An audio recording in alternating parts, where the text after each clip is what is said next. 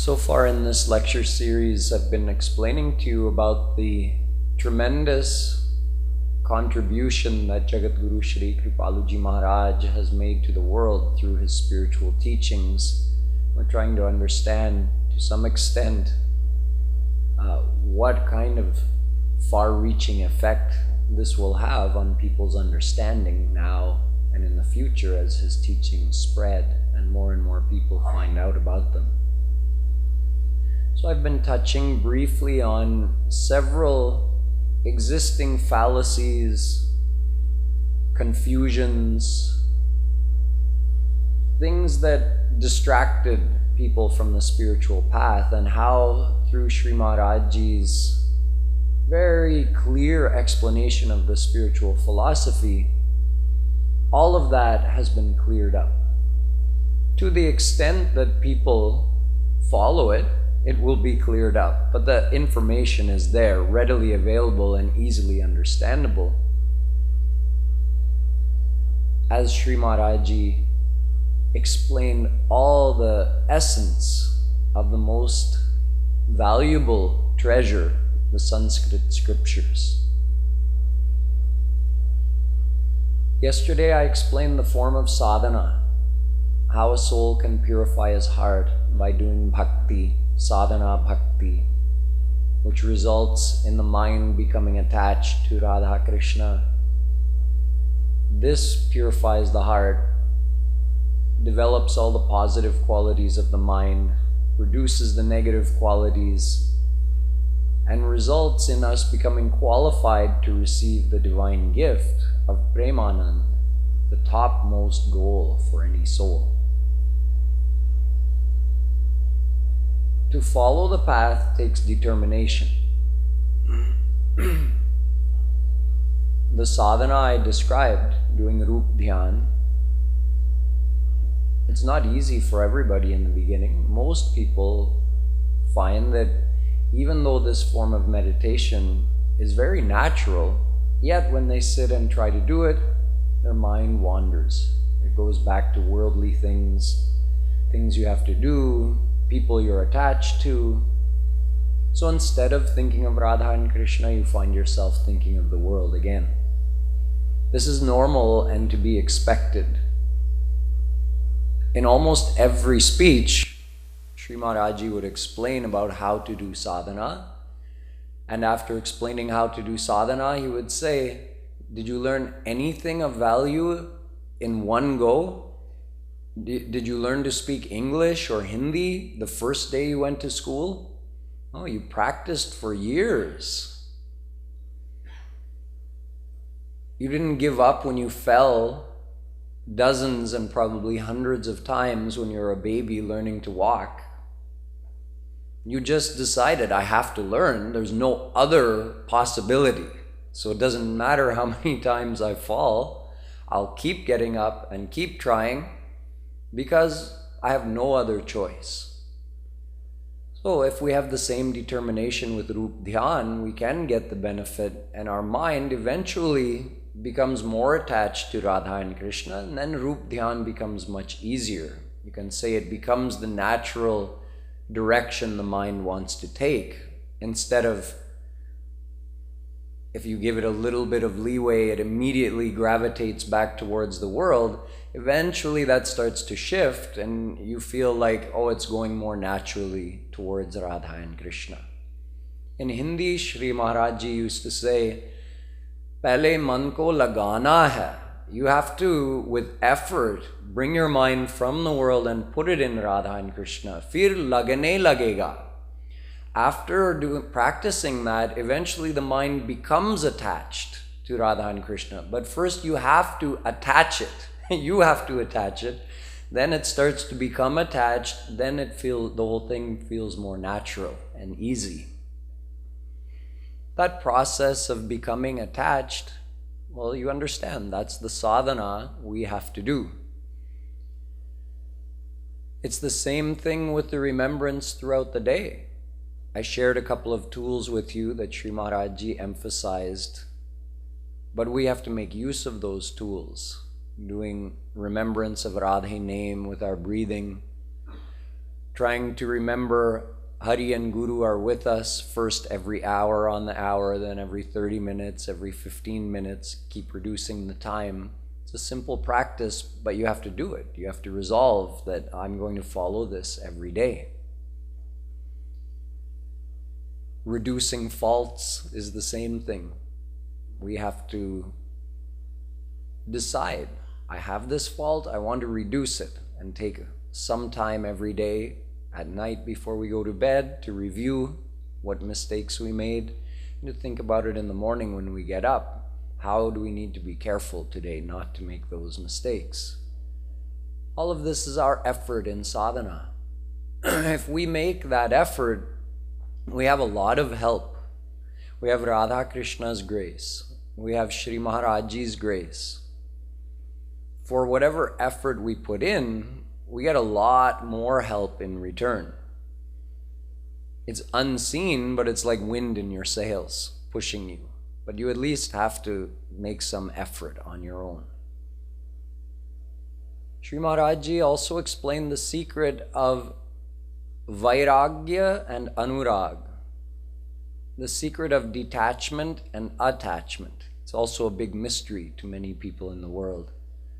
People who have heard Hindu philosophy growing up, they have some idea, they understand that, or, they kind of think, okay, I think a human being is supposed to detach from the world. We're not supposed to just run after worldly enjoyments. Everybody has some idea about this. But how to do it? Practically, nobody has any clue. Nobody knows. And then you have apparent contradictions in the scriptures and from saints, where on one hand you have one side saying that if you don't detach from the world, how will you attach your mind to God? You only have one mind. It's already attached in the world. So if it's attached there, how will you attach it to God? So first, detach your mind from the world. Then you can do bhakti to God. Then you can attach your mind to Him. And on the other hand, you have the other side saying, no one can detach their mind from the world. The mind is naturally drawn to the world. Do devotion to God, that will create detachment in your mind from the world. But then the other side says, no, how will you attach your mind to God if you haven't detached it from the world? So it's like a problem. People don't understand what's the practical solution to this.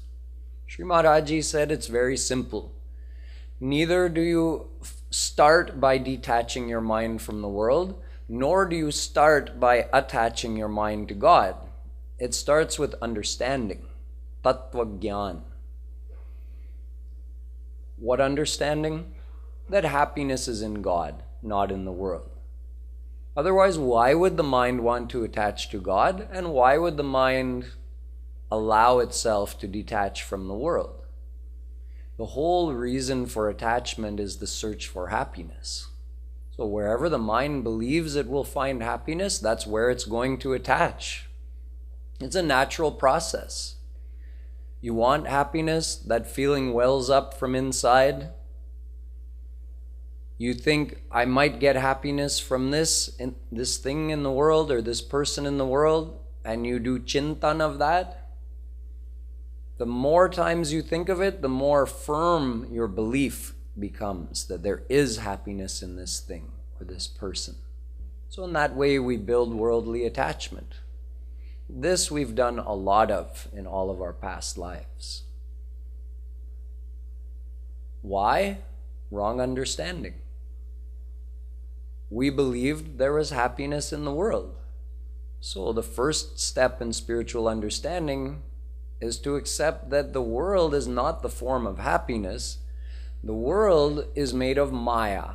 Maya is made of sattva, raj, tam, the three qualities, good, normal, and bad. So it's always going to give sometimes pleasant experiences, sometimes neutral experience, sometimes unpleasant experiences. And those experiences keep rotating. No one has only pleasant experiences. No one has only unpleasant experiences, because there's a cyclical nature to the world as well. So up, down, around and around. This is the world. And to the extent we're attached to things, when we get that thing or we get that person's association that we're attached to, we feel an excitement. The basis for that excitement is our own attachment, which was our own creation. When your son comes home from college or your daughter comes home from college after being away on campus for a whole year, you're excited, right? Is your neighbor excited? No. It's the same person though. If there was happiness in that son or in that daughter, the whole mohalla should be excited. Jai ho, jai ho. But why doesn't anyone else feel the same excitement? Because they're attached to their son and their daughter. So the happiness you feel isn't in the person, it's in your mind. You created the attachment to that person thinking, they're mine.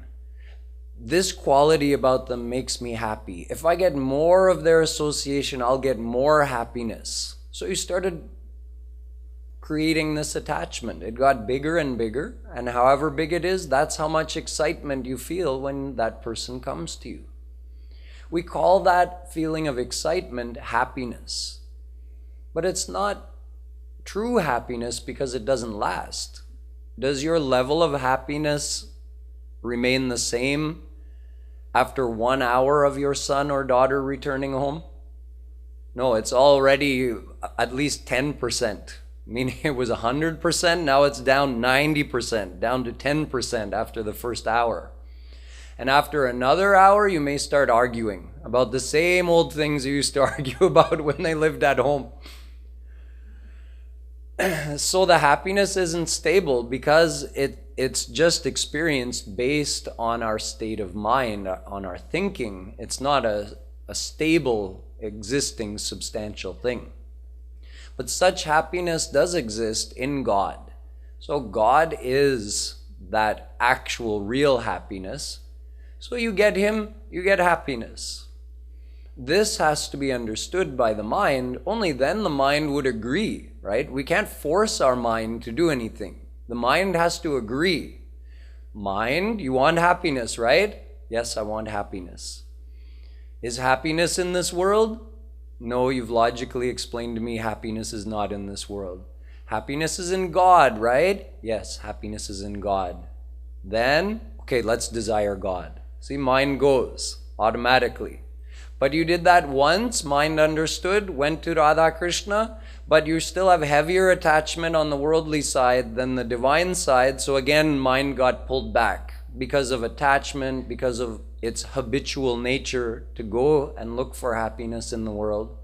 So that's when we get frustrated. Oh, my mind keeps going back to the world. No, it's going to.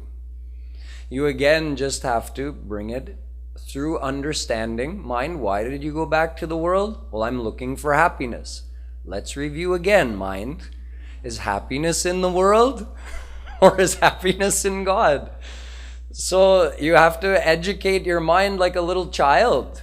You patiently keep explaining again and again. Eventually, mind develops a new habit of going towards God. It changes its wrong understanding to correct understanding. So this is how gradually attachment is transferred from the world to God. It's a process of correcting our understanding. And so both happen together. Your attachment to God grows and your attachment in the world decreases side by side, exactly according to your level of understanding. So the level of understanding, you have to get that and increase it. You listen to the philosophy, you do manan of it, meaning you roll it over in your mind, you keep thinking about it again and again. You do sadhana, where you really try to meditate on Radha and Krishna. That's a more intensive way of getting the mind to go in that direction. Eventually, it goes in deeper and deeper and deeper, and you find yourself moving more quickly in the divine direction. This all requires our effort. This is up to us. If we don't do it now, we can do it later, but it may be many, many lifetimes before we get another human birth.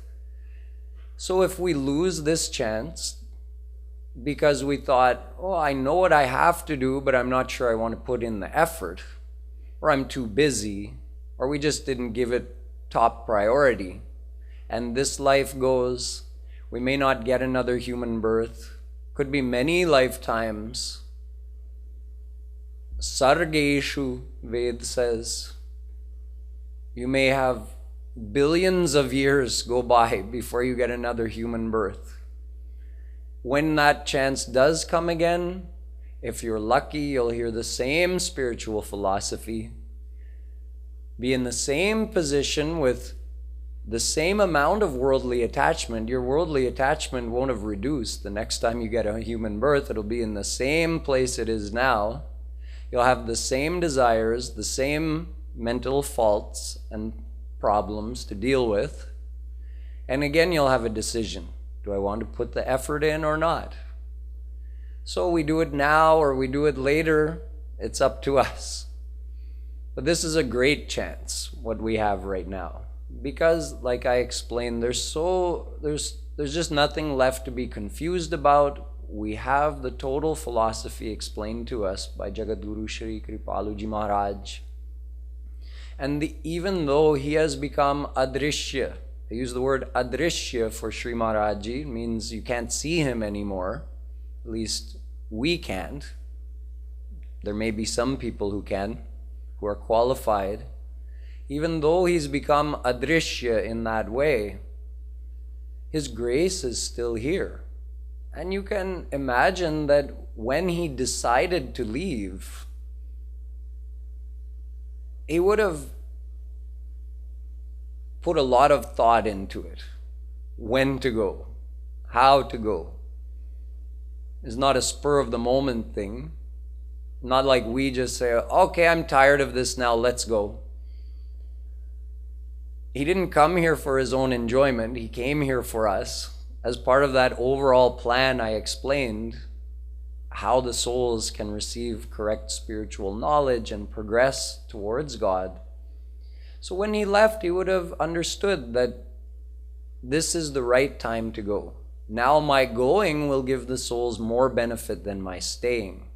And he would have made sure that everything he had to do, everything he had to make available in the world would have been done and would have been made available. And now at this point, the best thing for the souls is for me to disappear. So we'll see. We'll get the benefit of his going, just like we had the benefit of his being here. I mentioned yesterday that Sri Maharajji didn't create any sampradaya. Sampradaya means a lineage. In the history, we've had several well-known lineages, sampradaya, and many, many more lesser-known sampradaya. All the past 4 original Jagadgurus established sampradaya. At that time, there was no video, there was no audio recording. Their writings were only in Sanskrit.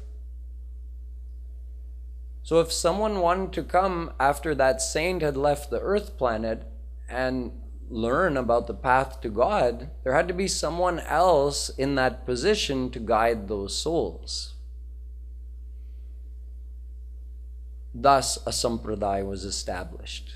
The Jagadguru, the original Jagadguru, when they left, people call it like a gaddi, like a throne, a seat. They left someone, a successor, sitting on that seat to be able to help the souls who came afterwards. And those lineages exist until today.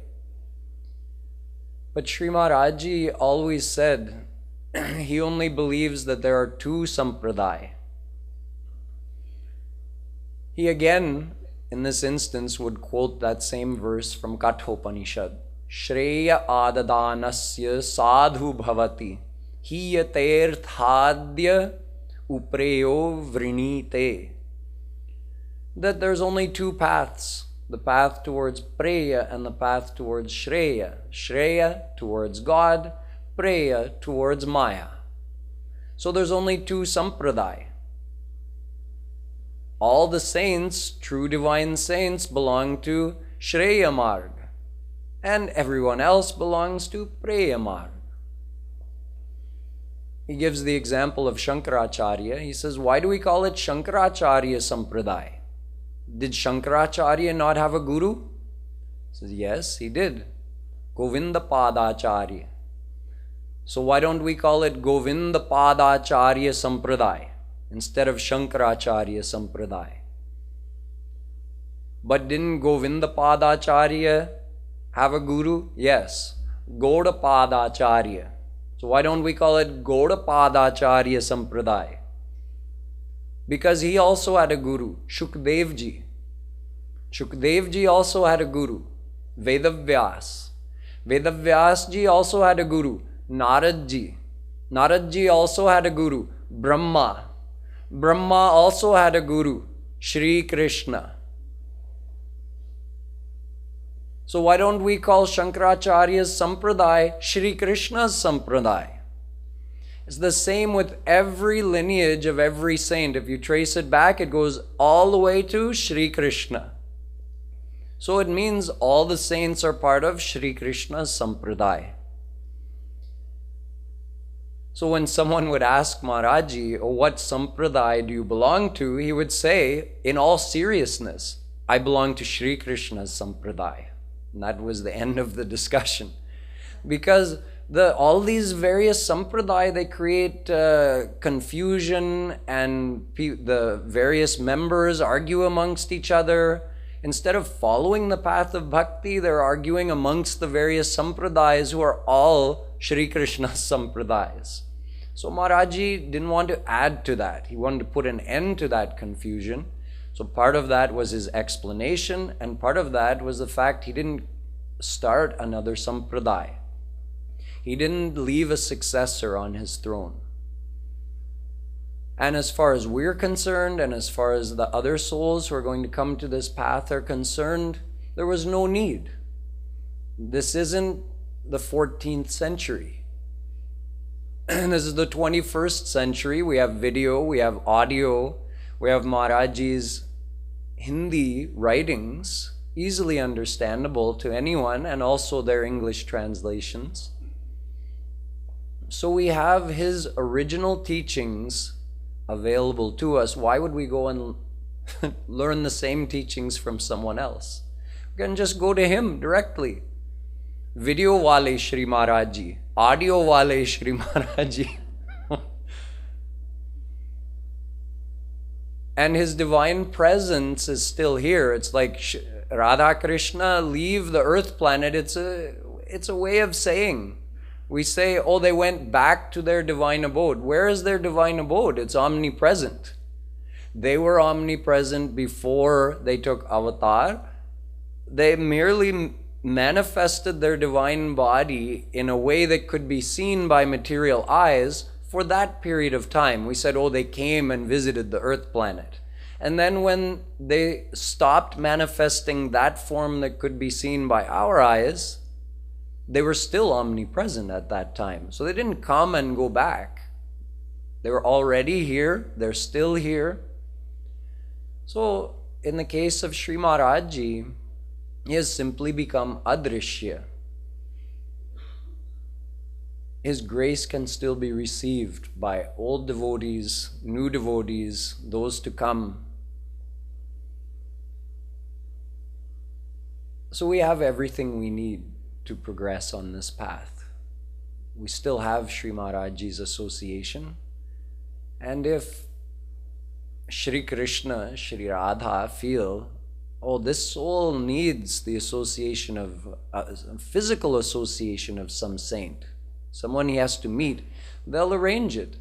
This whole thing has been arranged for us. I explained to you on day one, the whole Srishti is here just so we can find God. Radha Krishna have gone to so much effort to set up all of this. So do you truly believe they would send such a personality as Jagadguru Shree Kripaluji Maharaj and then just, oh, after 91 years, okay, cut, I'm out of here, and it's over, and you guys do what you can now, No, it would have been all thought out, exactly planned. This, we have to do this, we have to accomplish this. Now's the time to go. After becoming adrishya, how will we continue to guide and grace the souls? It's all pre-planned. We don't have to worry. We just have to do. We have to do our sadhana, bring more people, help them to understand and start doing sadhana, and we can also be amazed by the benefit that they'll get by following the same path that we've been following. So I'd like to finish by sharing a short audio speech I have of Sri Maharajji's. It's just an excerpt from a personal talk he gave to a few devotees, where he was talking about making the most of your time and also the ongoing relationship between a guru and those who have accepted that guru as their divine guide. There's some background music, this version I have, somebody added some background music, but you can still hear Maharajji clearly.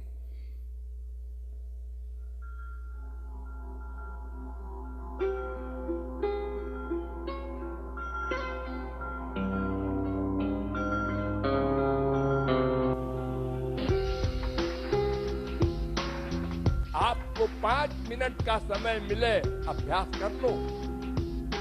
2 minute का समय है हमारे पास खाली, कर लो।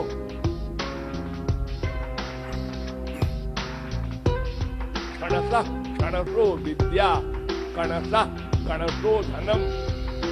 आज जो मुकेश अंबानी वगैरह खरबपति हो गए हैं, एक एक पैसा व्यापार में उनको प्रॉफिट हुआ, उससे बढ़ते बढ़ते बढ़ते बढ़ते वहां पहुंच गए।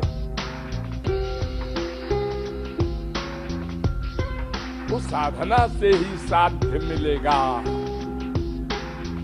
भगवान के भरोसे बैठे रहो, प्रारब्ध के भरोसे बैठे रहो, गुरु के भरोसे बैठे रहो, ये गलत है। साधना करो और उसमें भगवान और गुरु की कृपा रियलाइज करो, लेकिन करो, टाइम बर्बाद न करो। जितना समय पेट भरने के लिए जरूरी है, उतना समय संसार को दो, बाकी टाइम का उपयोग करो, भगवत विषय में लगाओ। तो बहुत जल्दी हम आगे बढ़ जाएंगे अंतःकरण की शुद्धि की ओर। और अगर मर गए बीच में, तो जो साधना की हमारी स्पीड है वो हमको फिर मनुष्य बना देगी, और फिर कोई गुरु मिल जाएगा या हमारा वही पुराना गुरु दूसरा रूप धारण करके आ जाएगा और हमको फिर आगे बढ़ाएगा। अंधेर नहीं है भगवान के यहाँ कि बीच में छोड़ दिया गुरु जी ने, ऐसा नहीं होता।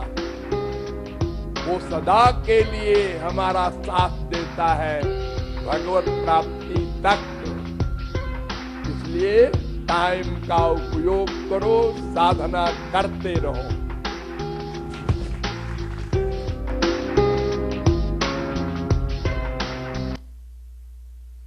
अलबेली सरकार की. Just a brief translation of the last thing Maharaj Ji said. He said that andher nahi hota hai Bhagwan ke yahan. It means there's no injustice and no mistakes with God. So he said, if you're doing sadhana and you're really trying in this life and you die before accomplishing your goal, he said, because you were trying wholeheartedly, that sadhana will result in you getting another human birth. And then in your next life, you'll get another guru. Or he said, or the same guru you had in your last life will take another form and come to you in your next life. He said, your guru doesn't leave you part way on the path of God realization. Once you make him your guru, he stays with you for as many lifetimes as it takes, right up until God realization. So Shri Maharaj Ji said, do sadhana, make use of every minute that you can to do sadhana and accomplish your goal in this life. Shrimat Sadguru Sarkar ki Jai. Jagadguru Shree Kripaluji Maharaj ki Jai.